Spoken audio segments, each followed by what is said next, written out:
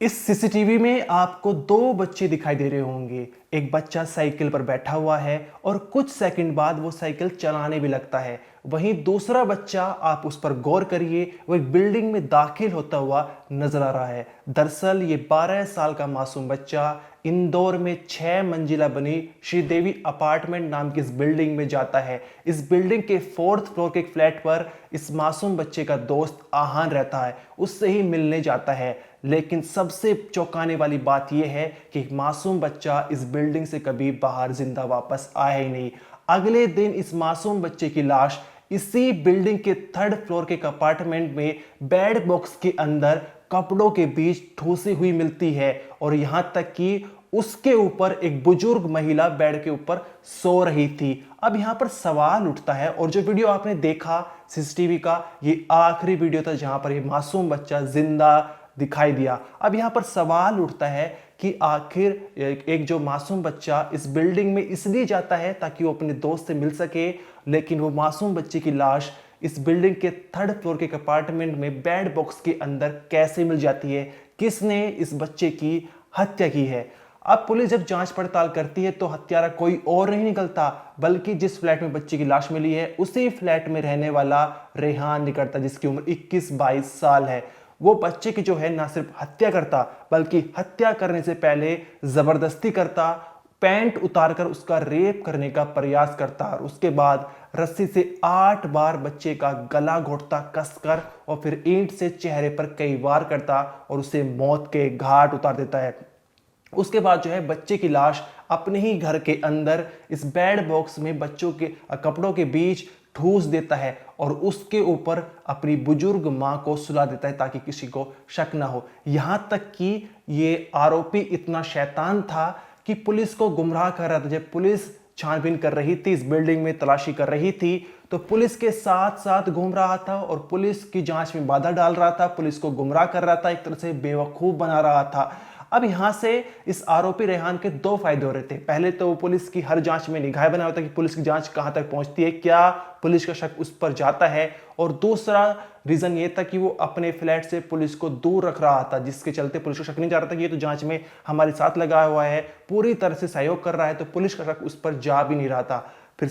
फिर आगे कहानी कैसे सुलझती है, कैसे पुलिस का शक रेहान पर जाता है, कैसे पुलिस को पता चलता है कि रेहान के घर के अंदर ही बेड बॉक्स के अंदर एक मासूम बच्चे की लाश छिपी हुई है। क्या है पूरी कहानी, इस वीडियो में आपको बताएंगे। नमस्कार, मेरा नाम अनिरुद्ध पवार, आप देख रहे हैं क्राइम तक।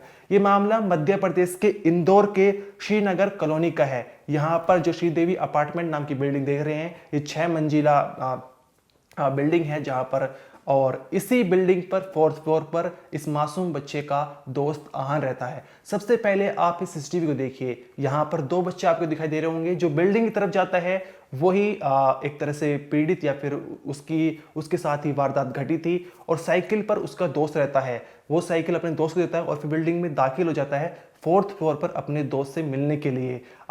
सीसीटीवी में आप देख भी सकते हैं कि पूरा ही साधारण माहौल है, बच्चे खेल रहे हैं, महिला आ जा रही है। ये सीसीटीवी 30 जनवरी शुक्रवार शाम 7:30 बजे का है, जहां पर ये मासूम बच्चा 4th फ्लोर पर अपने दोस्त आहान से मिलने जा रहा था, लेकिन आहान उस वक्त घर पर मौजूद नहीं था। मासूम बच्चा घर वापस लौट ही रहा था कि तभी बीच में आरोपी रेहान मिल जाता है। रेहान इस मासूम बच्चे को किडनैप करता है और किडनैप करके टेरिस पर ले जाता है, वहां उसके साथ जबरदस्ती करता है, पैंट उतार कर रेप करने का प्रयास भी करता है। लेकिन बच्चा चीख रहा था, चिल्ला रहा था, और उसी के चलते मासूम बच्चा आरोपी रेहान के गले और हाथ पर नाखून से निशान बना देता है, और यही निशान आगे चलकर पुलिस की मदद करते हैं। अब पुलिस हिरासत में रेहान ने भी बताया था कि वो बच्चे को मारना नहीं चाहता था, लेकिन उस वक्त उसे कुछ समझ नहीं आ रहा था, वो डर चुका था। उसे ये लग रहा था कि अगर बच्चा अपने माँ बाप को बता देगा तो ये बात उसके घर तक पहुंच जाएगी और उसकी क्या इज्जत रहेगी। उसके बाद रेहान जो है रस्सी से, पास में रस्सी पड़ी थी, 8 बार जो है कसकर बच्चे का गला घोटता है और फिर ईंट से चेहरे पर कई वार करता है। पूरी जो बॉडी वो खून से लथपथ हो चुकी थी, और जैकेट जो है वहीं उतार के फेंक देता है उस मासूम बच्चे की, और उसकी जो है हत्या कर देता है। अब सवाल ये भी बना हुआ था कि रेहान आरोपी और मासूम बच्चे के घर में ज़्यादा दूरी थी नहीं, मात्र 30 मीटर की दूरी इन दोनों के घर में थी। तो सवाल ये उठ रहा था कि एक पड़ोसी के बच्चे को है रेहान क्यों मारना चाहता था। इसके पीछे की कहानी हम आपको आगे वीडियो में बताएंगे। जैसे कि हमने आपको बताया है कि वो उसके साथ रेप करने का प्रयास कर रहा था और शायद इसी वजह से उसको मारना चाहता था। उसके पास कोई और उपाय नहीं बचा था, वो काफ़ी डर चुका था। अब यहाँ पर जो है रेहान ने उसके बाद अपने ताऊ को फ़ोन किया, अब्दुल रहमान को। उसने कहा कि मैं एक मासूम बच्चे को मारना नहीं चाहता, लेकिन मेरे हाथों से उसकी हत्या हो चुकी है। अब्दुल रहमान जो है अपने घर से श्रीदेवी अपार्टमेंट में आता है, छत पर जाता है और दोनों जो है उसकी डेड बॉडी को छत से उठाकर 3rd फ्लोर पर बेड बॉक्स के अंदर कपड़ों के बीच ठूस देते हैं। उसके बाद ऊपर से ये रेहान जो है अपनी बुजुर्ग माँ को सुला देता ताकि किसी को शक न जाए। साथ ही जैकेट जो है जिस पर कुछ खून के धब्बे भी थे वो छत पर फेंक देता है और बच्चे का बैग और कुछ बुक्स जो है वो नीचे बेसमेंट में फेंक देता है। और साथ ही आप देखेंगे तो जो छत है वहाँ पर टेरेस, उस पर कुछ खून के निशान भी मिले थे। अब पुलिस जो है उधर जो है घर वाले काफ़ी देर हो चुकी थी और बच्चा मिल नहीं रहा था। वो इधर उधर ढूंढते हैं लेकिन कुछ पता नहीं चल रहा था। अब जैसे ही बच्चे को इधर उधर ढूंढ रहे थे तो श्रीदेवी अपार्टमेंट में रहने वाली एक महिला को कुछ समय पहले एक आवाज़ आती है जहाँ पर एक बच्चा जो है वो बचाओ बचाओ की आवाज़ लगा रहा था। उस वक्त उसने इतना गौर नहीं किया, लेकिन जब आसपास के लोग उस मासूम बच्चे के परिवार वाले ढूंढ रहे थे तो उसे शक हुआ कि मेरी बिल्डिंग में जो है बचाओ बचाओ की आवाज़ आ रही थी, शायद हो सकता है कि उसी बच्चे को ही ढूंढ रहे। उसने तुरंत पुलिस को कॉल कर दिया, पुलिस मौके पर पहुंची, परिवार वालों के साथ जो है बच्चे को ढूंढा गया, लेकिन बच्चे का कुछ पता नहीं चल पा रहा था। यहां तक कि पुलिस की जांच पड़ताल और तलाशी अभियान के दौरान आरोपी रेहान भी उनकी मदद कर रहा था, उनको गुमराह कर रहा था। वो नजर बनाए रखा था कि पुलिस की जांच कहां तक पहुंचती है और किसी तरह से पुलिस जो है उसकी अपार्टमेंट से दूर रहे। क्योंकि वो मदद कर रहा था, पुलिस का शक भी उस पर नहीं जा रहा था। शुक्रवार रात को पुलिस वहां से चली जाती है, लेकिन अगले दिन जब सीसीटीवी चेक करती है तो पुलिस देखती है कि बच्चे की आखिरी लोकेशन जो है वो श्रीदेवी अपार्टमेंट के पास ही मिलती है, जहां पर वो इस बिल्डिंग में दाखिल होता हुआ नजर आ रहा है। पुलिस का शक जो है वो इस बिल्डिंग पर जाता है। वहीं जो है पुलिस जब अगले दिन जांच पड़ताल करती है, डॉग स्क्वाड की टीम लाती है, आप उसके विजुअल देख भी सकते हैं। तो यहाँ पर जो आरोपी रेहान है उसके गले और हाथ पर खरोच के निशान मिलते हैं। पुलिस को ऐसा लग रहा था कि बच्चे ने ही जरूर है जो निशान बनाए हैं। जब उससे पूछा गया तो उसने कहा कि मैं मशीन का काम करता हूं और उसमें वहां मेरे निशान आ गए, वहां पे थोड़ी सी चोट आ गई है। लेकिन लोगों से पूछताछ में पता चला कि वो 4 महीने से उस वर्कशॉप पर गए ही नहीं है। अब इसके बाद जो पुलिस का शक और गहरा जाता है। साथ ही डॉग स्क्वाड की टीम जो है जब छानबीन कर रही थी तो बार बार जो है डॉग स्क्वाड की टीम उसी अपार्टमेंट में ले जा रही थी जो रेहान का आरोप है, रेहान का अपार्टमेंट था। अब रेहान यहाँ पर पुलिस को गुमराह कर रहा था, नहीं नहीं मेरे फ्लैट में कुछ नहीं है, वैसे ही कुछ लग रहा होगा डॉग स्क्वाड की टीम को, ऐसा कुछ नहीं है। इसके बाद जो पुलिस ऊपर टेरेस में छानबीन करती है, बेसमेंट में जाती है जहाँ पर बच्चे की जैकेट मिलती है, कुछ खून के निशान मिलते हैं और साथ ही बेसमेंट में बुक्स मिलती है, बैग मिलता है। पुलिस का शक और ज़्यादा गहरा जाता है। अब पुलिस जो है क्योंकि डॉग स्क्वाड की टीम फिर दोबारा से उसी अपार्टमेंट में जाती है, 3rd फ्लोर के उसी अपार्टमेंट है, रेहान के अपार्टमेंट में। और यहाँ पर जब पुलिस अंदर दाखिल होती है तो उनकी आंखें चुंदिया जाती है, उनकी आंखें फटी की फटी रह जाती है। और बेड बॉक्स जब खोला जाता है जहाँ पर एक बुजुर्ग महिला सो रही थी, रेहान की माँ, आप ये देख सकते हैं कि किस तरह से इन्होंने शातिर प्लानिंग बनाई थी पूरे परिवार ने।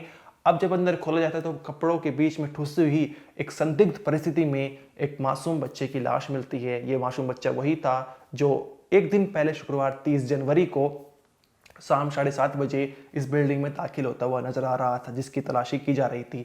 इसके बाद एम्बुलेंस बुलाई जाती है, पोस्टमार्टम के लिए बॉडी भेज दी जाती है। अब यहाँ पर इसको गिरफ्तार कर लिया जाता है रेहान को। गिरफ्तारी के बाद ये एक झूठी कहानी बनाता है। इसने कहा कि मेरा इस पूरी वारदात में एक साथी भी था, एक मेरा भतीजा था 15 साल का जो नाबालिग है।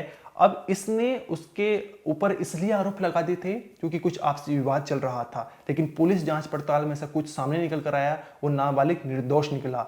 अब यहाँ पर आगे पता चलता है कि इसका रेहान का साथ उसके ताऊ अब्दुल रहमान ने दिया था। साथ ही पुलिस जांच पड़ताल में ये भी सामने निकल कर आता है कि माता पिता ने भी जो ये बात छुपाई थी कि एक तरह से सबूत जो है कि बच्चे रेहान ने उसकी लाश बेड बॉक्स के अंदर ठूस दी है। इसके चलते इन चारों आरोपियों को गिरफ्तार कर लिया जाता है। इस मामले में पड़ोसियों का कहना एक बार आप वो सुनिए। कल रात को 7:23 से ये बच्चा मिसिंग था, तो थाने में भी इसका कर दिया था। सारे इंदौर की जो भी नदी तालाब वगैरह होते हैं, स्टेशन एम्बुआ, सब जगह इसको ढूंढा, नहीं मिला। ये कल 9:30 किसी ने आवाज सुनी थी पास पड़ोस में कि बचाओ बचाओ की किसी महिला की आवाज आ रही, तो प्रशासन को उन्होंने कॉल किया था। प्रशासन आया, 3 मंजिल इसका पूरा चेक किया, तो प्रशासन को कुछ मिला नहीं। फिर किसी ने नीचे से मिस गाइड किया था उनको कि यहाँ कुछ नहीं हुआ ऐसा, फिर वो चले गए थे। रात से प्रशासन भी ढूंढ रहा था, पूरा एरिया में एक घर तलाश कर रहा था। प्रशासन को रात में कुछ नहीं मिला। फिर सुबह जब रात में इस मल्टी की छत देखी थी तो 4-5 बजे तक छत पे कुछ नहीं था। फिर सुबह 7:30 बजे कोई इसी मल्टी के लेडीज और कुछ मोहल्ले के बच्चे उनके साथ में भी चढ़ा, तो ऊपर खून से सना हुआ उसका जैकेट मिला और पूरी छत पे 3-4 जगह स्पॉट पे खून हो रहा था, और खून ऐसा था जैसे कुछ साफ करके फेंक दिया जाता है ऐसा, और कुछ पंजों के निशान भी थे बड़े इंसान के। फिर वापस पूरे मोहल्ले में प्रशासन वगैरह सब ढूंढा, स्ट्रीट डॉग वगैरह आया, उसने ढूंढा, चेक किया, तो 3-4 बार होके फिर इसी फ्लैट के उधर आ रहा था। और सर को भी कुछ क्लू मिला उसके में, तो सर के प्रशासन की कार्रवाई से वो चीज आसानी से हैंडल हो गई। वो सामने वाला फ्लैट है, उस फ्लैट की, यहाँ फ्लैट का तो नहीं पता कितने लोग रहते थे, क्योंकि मैं तो जो बच्चे का अली का जो वारदात हुई, मैं उसके पड़ोसी के उसमें आता हूँ। और ये यहाँ पर जो है, ये खजराना में भी उन्होंने कुछ वारदात की थी, इनके बड़े भाई ने खजराना में एक बच्चे की उन्होंने हत्या की थी, भी खजराना से यहाँ पर आए और यहाँ पर भी इन्होंने सेम वारदात की। कौन लोग थे यहाँ पर? यहाँ 2 से 3 लोग रहते हैं, शायद इसका बच्चा है, मतलब जो जिसने वारदात की वो उसका पिता। वारदात किसने की, पिता ने की या बच्चे ने की या किसने की, वो प्रशासन बता पाएगा। तो मसेरी के अंदर लगा हुआ, उसके ऊपर कपड़ा डला हुआ था और ऊपर मसेरी ढकी हुई थी, जो पलंग पेटी होती है उसके अंदर सब। बुजुर्ग थे यहाँ पर, ऐसे बताया जा रहा है। बुजुर्ग महिला एक अंदर लेटी हुई है, लेकिन वो कुछ बना बोलने में बता पा रही है, सिर्फ वो मुंह ओढ़ के लेटी हुई है। टोने टोट की जो आशंका, क्योंकि इनका भाई पहले भी टोने टोट का तो नहीं हो सकता है, लेकिन ये है कि ये ऐसा बता रहे हैं मोहल्ले वाले और जिनसे चर्चा हुई कि ये अपराधीन प्रवृत्ति के ही लोग हैं। कार भी मिली है जिसके ऊपर एक नीचे कार पे लिखा हुआ है हम मारना नहीं चाहते थे ऐसा। और सुबह तक तो बैग नहीं था, मतलब ऊपर जैकेट वगैरह नहीं थी। सुबह फिर जैकेट और पीछे मल्टी के जो बैक साइड में कचरा फेंकते हैं वहां पर बच्चे का बैग वगैरह मिला है। बच्चे के माता पिता से किस तरह की बात हुई है? बच्चा यहाँ क्यों आता था, किस लिए आता था? बच्चे का एक दोस्त ऊपर रहता था, तो सेम टाइम में कल बच्चा यहाँ पर मिलने आया था उससे। तो बच्चे का परिवार जो था वो जो उसका दोस्त का घर है वो यहाँ पर थे निकल, तो शायद वापस जा रहा होगा। उस बीच इसको कुछ वारदात को अंजाम देने का मौका मिला हो, या नीचे से वो बुला के लाया, उसके बाद यहाँ से बचाव बचाव की आवाज आई थी। बच्चे की कंडीशन किस? बच्चा पूरा खून में सना हुआ है और यही लग रहा है कि कुछ धारदार हथियार से उसका किया है, और गले में रस्सी भी दिखती है। अब पता नहीं कि रस्सी से कुछ किया है या हथियार से कुछ किया है। क्रिया के भी सामान मिला है? तांत्रिक क्रिया का तो मुझे ऐसा नहीं लगा, मैं अंदर गया नहीं, सिर्फ एक नजर देख के, और प्रशासन ने मुझे बाहर बोला आप चाहिए बाहर, तो वो तांत्रिक वगैरह तो नहीं लगता है। लेकिन ये है कि कोई साइको टाइप जो होते हैं आदतन अपराधी, ऐसा कुछ लग रहा है। एक जो बालक की जो हत्या हुई थी, उस पूरे मामले को पुलिस ने सुलझाते हुए उसमें एक जो मुख्य आरोपी है उसको गिरफ्तार किया था। साथ में साक्ष्य छुपाने और घटना को मतलब सहयोग करने में उसका जो ताऊ और उसके जो माता पिता है उनको भी मुलजिम बनाया गया है। सभी आरोपियों की गिरफ्तारी की गई है, पुलिस रिमांड भी लिया गया है और पूछताछ की गई है।